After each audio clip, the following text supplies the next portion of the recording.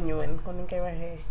si anglais et généreux aussi loo xam ne doo ko sol bëggoo keneen tamit. Voilà, non mais j'aime bien que quand tu le mets, tu mets l'habit en valeur, que toi aussi tu te sentes bien. xam nga ma loolu moo ma neex mais nga sol yére tu passes inaperçu boobu amul xorom boobu baaxul. boobu baaxul ñam day am suukar ak xorom de. ah waaw day am il faut nga am tuuti cas. waaw il faut nga am tuuti.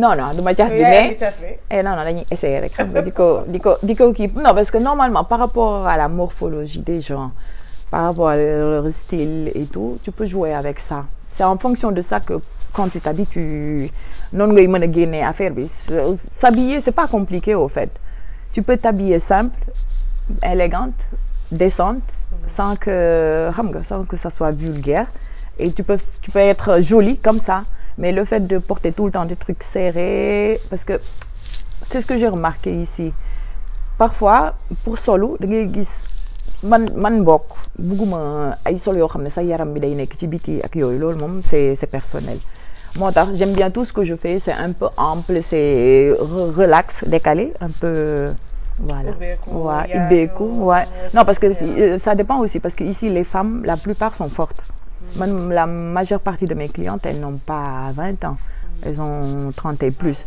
alors et de ce fait par rapport à ça j'ai vu que la femme sénégalaise moom day door ay tenues yu baax xam nga ay même en boubou dañu bëgg a solu dañu bëgg a solu tout le temps tu les vois dans la rue da ngay gis ñoo xam ne elles sont stylées te man loolu laa bëgg. ba pare aussi loolu daf lay may inspiration. bah voilà justement tu te dis ah les gens commencent à changer léegi du bazin sëraax taille basse ak loolu parce que par exemple les vendredis on avait tendance à mettre des tailles basses ay kii ak yooyu ouais mais moi musuma ko bëgg de toute façon mettre ay tailles basses ay affaire yooyu j'aimais bien lu simple daal j'aime pas tout ce qui est comme ay bazin c'est joli hein c'est joli j'en mets de temps en temps mais avec la chaleur et tout c'est pas évident. donc wax nga ci tuuti laal nga ci son inspiration pour parce que lii man ça c'est plus mode maintenant. waaw. salon bi laa la fekk ma ramassé lépp. waaw rey maax wax nag rey maax wax. te moi j'ai choisi ça parce que c'est en coton. ouais. yow booy dem ba xalaat quelle fabrique ou bien texture lan mooy sa inspiration. mais plutôt coton parce qu'il faut calculer côté température ici comme il fait excessivement chaud même en ce moment là ça va. Il fait chaud mais pas autant que pendant l'été. Alors de ce fait il faut en tenir compte mais faire des habits que tu peux utiliser même quand il fait chaud tu peux les utiliser que ça soit du coton fluide et même on fait de la soie aussi mais même la soie tu peux porter maintenant mais quand il fera chaud mënoo ko sol parce que day coller sa yaram. Alors par rapport il faut voir par rapport à tout ça il faut chaque saison comme on a je vais dire qu'on en a deux bu xawee sedd tuuti comme fii sedd la bu xawee sedd tuuti ak quand il fait chaud et de ce fait par rapport à ça tu choisis les tissus et les modèles et voilà. Et donc yow da ngay am inspiration ngay dessin créer et après ou bien da ngay dem gis tissu fabrique. Après ouais parfois tu vois un tissu tu te dis qu'est-ce que je peux faire avec ça.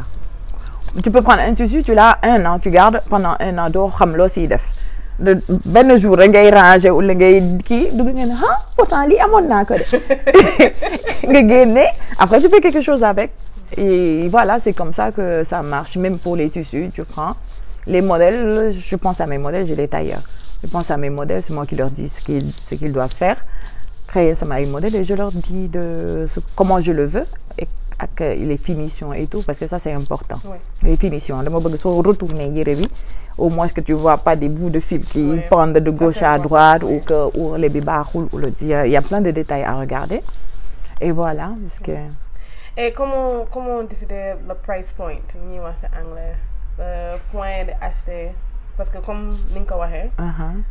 man bokk naa ci femme forte yi pas le 20 ans 30 ans mais am na benn disponibilité boo xam ne.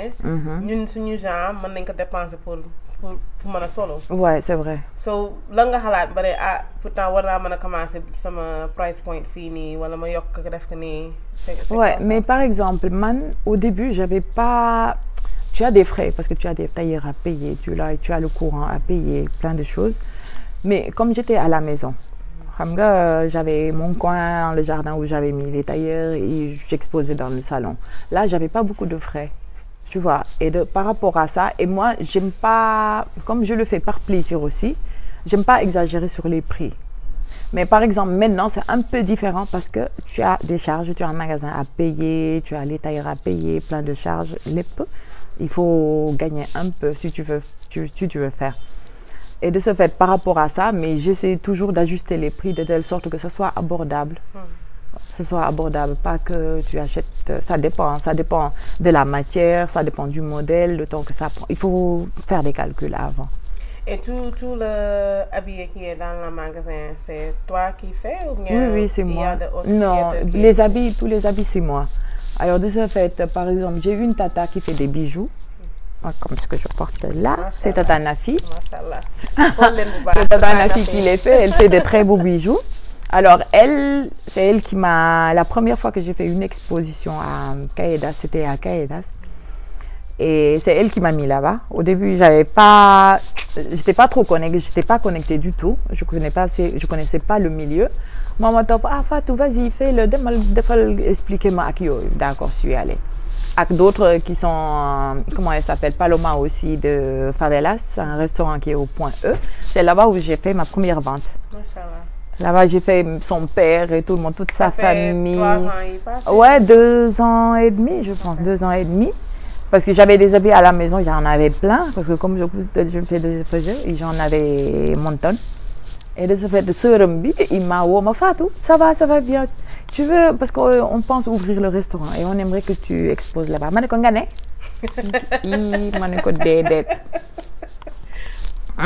dis, après je te reviens. Après, je réfléchis, je ne sais pas comment ça marche et tout. Je me dis, non, mais c'est pas compliqué, tu viens, tu exposes et tu vends. Si tu vends, si tu vends pas, ça va. Je dis, ah. Après, Ndeye Fatou, une autre, c'est ma petite soeur. Hey, da ngay lii ak Paloma ñu nopp ma da ngay def Fatou ma ne ko waa d'accord, ok. Léegi comme ça on a vendu super bien, j'étais super contente. J'ai dit ah, c'est ça au fait qui m'a encouragée. Là où j'habitais avant Tambien, ñoom m'a encouragée à faire ça parce que chaque fois que je me disais bëgg nañ lii ou la faut que jëlee ak yooyu. Après Sandrine, c'est une copine aussi. Sandrine, tout le temps avec Tata Penda, il y a plein de gens que je connais qui sont super sympas. Ils m'ont encouragée au fait parce que je ne me retrouvais pas au début. Parce que je m'ennuyais au fait au début parce que comme l'INFI Andy on n'a pas pu faire, il fallait que, parce que je ne suis pas du genre à rester comme ça sans rien faire, c'est de m'ennuyer, yóbbu xale école, revenir. Et après, il n'y a pas grand chose. Voilà. Comme non. Après, ils m'ont encouragé, non, Fatou, il faut le faire. Non, j'ai commencé comme ça. Non, mais c'est ce que je dis, il y a le bon côté, parce que souvent, j'ai envie de au Sénégal, des loups. C'est juste parce que nous sommes fi nekkoon. Et j'ai une copine aussi qui s'appelle Aïda. Si je dis ndama daf may door nak. Wax nga ko de. Ma ko waxee ndama daf may door wante c'est ma ndama préférée. Wax nga ko daal. Alors j'ai mes sœurs ici, ñoom ñëpp daal ñëpp ñu ngi siy jàpp au fait. Ñëpp ñu ngi siy jàpp. Et voilà, petit à petit rek ñu def ñu xool. Su ma déggee sa histoire bu baax a baax donc yàlla def na. Da nga amoon envie ñëw am loo xam ne daf la fi andi woon. Mais dañ ne yàlla moom planam ak nu muy décidé kenn xamul dëgg la. parce que déjà amoon nga programme ni nga ko xalaatee woon. demeewul noonu non. leneen ñëw. mu gën a baax xëy na li nga programmé woon ouais c'est vrai. C'est ça l'histoire. Léegi il y a de jaar-jaar amul benn business fii ci Sénégal wala Afrique boo xam ne da nga jóge extérieur ñëw affaire bi rek dox. Loolu moom je pense pas. Ouais, c'est vrai que ouais, c'est pas facile moom yombewul fenn de toute façon que ce soit fii ou feneen. Je pense pas que ça soit aussi facile. Est-ce que am nga ay quelques mots koo xam ne dafa bëgg a def comme ni nga ko defee. ñu bisee def seen parce que macha allah magasin bi c'est déjà ouvert. Ça fait depuis quand? Alors ça va faire bientôt un mois parce qu'on a fait l'inauguration la semaine dernière. ku ñëwoon nag tardé nga Souleymane Faye. Souleymane tonton Souleymane toj na fi. toj na fi ak ñi ma ko andil ñëpp ñoom Khoureja tonton Mouhamed ñoom ñëpp franchement. en plus dama toog ngeen ma yow dañ la koy andil. ma ne ko ah. non ça c'est bien passé. Ouais ça c'est bien passé et voilà ay nit yu baax nga fiy xam. xam nga toujours da ngay xaw a réserver tuuti mais parfois est-ce que yàlla day teg sa yoon ay nit yoo xam ne ils attendent rien en retour ils sont là ils t'aident ma xam ay nit yoo xam ne elles sont là elles sont toujours là su ma mënti soxla su ma nee lii la su ma xamulee sax je demande xam nga parce que am na yoo xam ne toujours il y a quelque chose qui t'échappe mënoo xam lépp de ce fait tu demandes en plus il y a des gens comme Aïda Amina Fanny j'ai une sœur aussi qui vit à côté et voilà tu demandes conseil moom toujours bienvenu dama xaw a dëgër bopp man. non mais pourtant dëgëroo bopp parce que déjà yow am nga foo xam ne nangu nga ne man sama xam-xam fii la yam. waaw am na loo xam ne xamuma ko xaaral ma dem laajte. laajte da ngay dem laajte voilà loolu mooy avantage ak avancement. ouais non je pense qu'il faut avoir l'ouverture d'esprit de telle sorte que accepter les critiques de un parce que quand je fais quelque chose si quelqu'un vient je demande. noo ko gisee ou non lii su ma defoon lii ou lii toujours il faut j'aime bien avoir les idées d'autres personnes pour que xam nga conseil moom comme li ñuy wax rek toujours dinañ la wax léegi après c'est à toi de voir nan ngay décider c'est pas que voilà. ouais donc wax nga fi quelque chose wax nga ma carrément plan bi nga xam ne da nga tegoon mu échoué neneen ça c'est important. ouais deuxième li ñuy wax ci anglais support system. les gens yi nga xam ne ñoo ngi sa ay côté de la aider de la jàppale. de la waxtaanal aussi. donc comme ni nga ko waxee si sa jotaay nee nga ma carrément am na des gens yi nga xam ne ñoo ngi woon sa ay wet de la waxtaanal de la xelal. ça c'est important. waaw ñoo ngi fi ba léegi tamit. macha allah macha allah ñoo ngi fi ba léegi waaw. ba pare yow su wàllu bopp da nga am esprit qui est ouvert. Ouais, je suis plutôt ça j'aime bien être en contact avec les gens xam nga waxtaan parce que le truc c'est pas le fait de vendre l'habit moi j'aime bien avoir les relations avec des gens connaître les gens comme et de ce fait je pense que la plupart de mes clientes man je fais pas de pub Instagram je suis pas trop connectée réseaux sociaux wax topp nga ma si doo dugal photo mais léegi je suis obligée de mettre parce que tout le temps on me dit Fatou fais ça ma ne ko waa dinaa def mais comme man je suis pas trop réseaux sociaux mère la moo tax léegi loolu ma koy bàyyi xale yi dama koy bàyyi xale yi am na kenn daal kuy ñëw fii Sophia ak sama cheikh sama photographe léegi de ce fait c'est eux qui s'en chargent léegi ñoom ñooy topp say yónnee nañ la message tu t'as pas répondu je dis ma ne ko waa répondre ak yow toi aussi c'est pas la peine c'est même pas la peine de me le dire ma ne ko répond et voilà moo ngi noonu daal ay nit yu baax daal ñoo fi nekk. la troisième chose peut-être wax nga si mais xëy na man maa ko déggul bu baax a baax entreprise dafa laaj xaalis.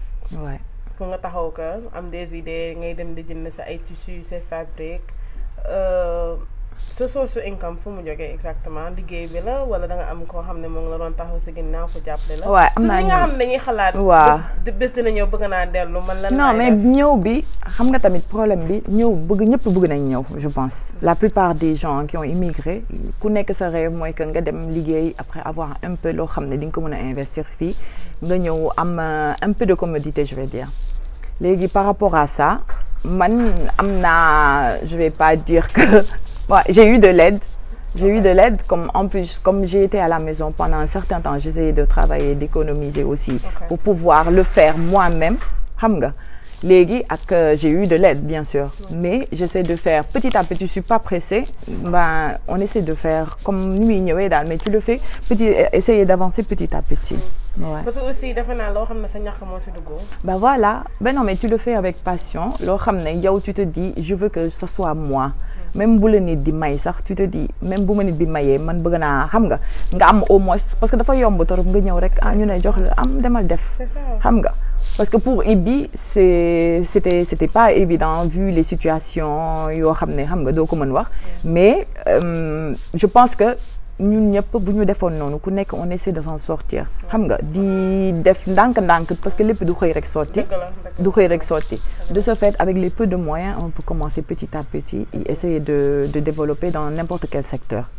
lan mooy sa rêve fii ba 3 ans 5 ans 10 ans par rapport à Pichu par rapport à sa taxawaay fii si Sénégal lan mooy sa rêve. boobu compliqué na de. rêve bi dañu bëri de pour répondre benn rek. non man xam lan la man j'aime bien que les gens soient bien. loolu man au fait c'est ça qui me motive au fait le fait de voir les gens contents. Ambitieuse ñëpp ambitieuse nañu je vise à aller plus loin dans tous les domaines je pense. Et de ce fait c'est par rapport à ça que on essaie d'avancer. Inch'Allah. Ouais, Inch'Allah, voilà. Et pour les enfants? bàyyi samay doom yow. Non parce que ça c'est non mais les enfants ils vont bien ils vont bien maintenant ils se sont fait à la vie d'ici. Ils se sont fait des amis même le plus timide a des amis imagine. Et voilà, ils n'ont plus cet esprit de dire tous les jours maman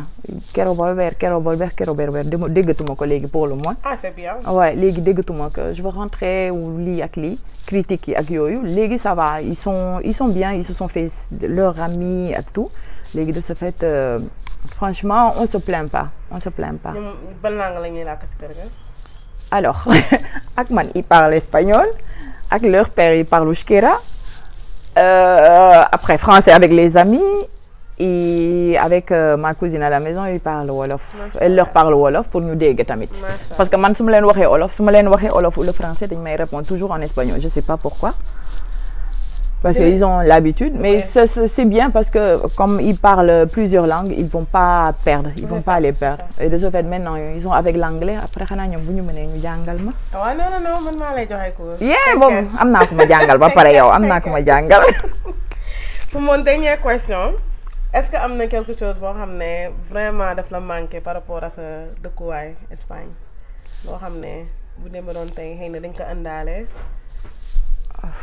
Ah franchement non mais parce que j'ai des amis là-bas ñoo xam ne j'y vais chaque 2-3 mois j'y vais de ce fait je les vois me manquer oui en plus dama am sama turandoo foofu xam nga foog may dem di koy xool j'ai une copine Fatmata avec son mari Ndiaga léegi ñu tuddee ma image xam nga ku lu tuddee doom kooku moom def na lépp moo tax terrible la def déedéet man terrible ma yaayam moo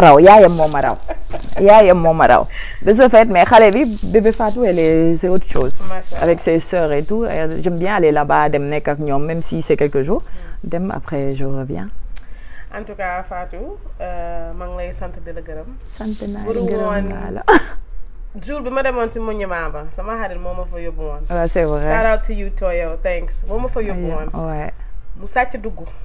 oui fekk na ñubbi mu sàcc dugg si marché bi ma koy wër. benn instant mu taxaw dafa naa c'est pas toi c'est Fatou. waaw c'est beneen Fatou bi waay. ma ne lépp la amee ma ne ko Toyo lii lépp doo ko mënta jënd de. waay léegi xam nga ñu def. nañ jël numéro bi après dinaa dem këram. kooku andil na ma problème. dinaa dem këram. waaw mooy andi la kër ga. yàlla moo dem mu rey ma ak wax. mais en tout cas maa ngi lay sant di la gërëm. yow man tam maa ngi lay sant di la gërëm merci beaucoup. di la féliciter bu baax a baax. parce que c'est pas facile nga nekk jigéen ñu bisee donc c'est pas waaw d'accord sénégalais nga mais sa esprit aussi c'est pas tellement 100% sénégalais nga ñëw def sa ay bagages teg sa projet muy dox. Ouais. loolu moom félicitation bu baax a baax. Merci beaucoup. Merci. Donc merci beaucoup my friends and my family. We'll see you on the next 221 Afrique. Jërëjëf bu baax a baax ba si kanam dégg nga. Merci. Bye.